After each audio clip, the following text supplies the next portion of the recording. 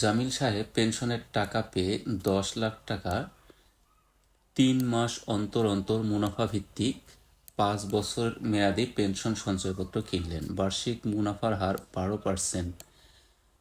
তিনি প্রথম কিস্তিতে অর্থাৎ প্রথম 3 মাস পর কত টাকা পাবেন? তাহলে এইখানে আমাদের সবচেয়ে যে বিষয়টাতে বেশি ঝামেলা করা আছে সেটা হচ্ছে আমাদের মুনাফার হার দেওয়া আছে 12%, কিন্তু আমাদের প্রথম 3 মাস কিস্তিতে আমাদের মুনাফা চাইছে। সেজন্য আমরা আমাদের মুনাফার হারটা নিয়ে আমাদের কাজ করতে হবে। এখন বার্ষিক মুনাফার হার হচ্ছে 12%। এখন ত্রৈমাসিক মুনাফার হার কথাটার অর্থই হচ্ছে ত্রৈমাস কথাটার অর্থই হচ্ছে যে 1 বছরের 4/1 সেজন্য বার্ষিক মুনাফার হারকে যদি আমরা 4 দ্বারা ভাগ দিই তাহলে আমরা ত্রৈমাসিক মুনাফার হার পাবো 3%, বা এটাকে ভাঙালে পাই আমরা 0.03%। আচ্ছা, এরপর এখন আমরা জানি যে মুনাফা সমান সমান এনপিআর। এখানে এন হচ্ছে সময়।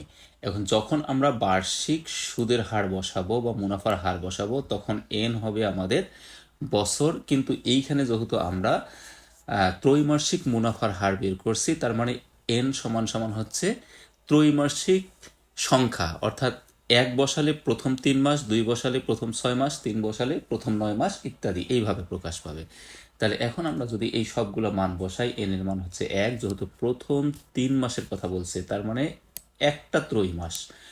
আর পি এখানে আমাদের দেওয়া আছে 10 লাখ, তাহলে আমরা এখানে 10 লাখ, পি বলতে মূলধনকে বোঝানো হচ্ছে, তাহলে এখানে 10 লাখ বসালাম। আর সুদের হার দেওয়া আছে 0.03। তাহলে এইটা যদি আমরা ক্যালকুলেশন করি তাহলে আমরা পাচ্ছি 30,000 টাকা।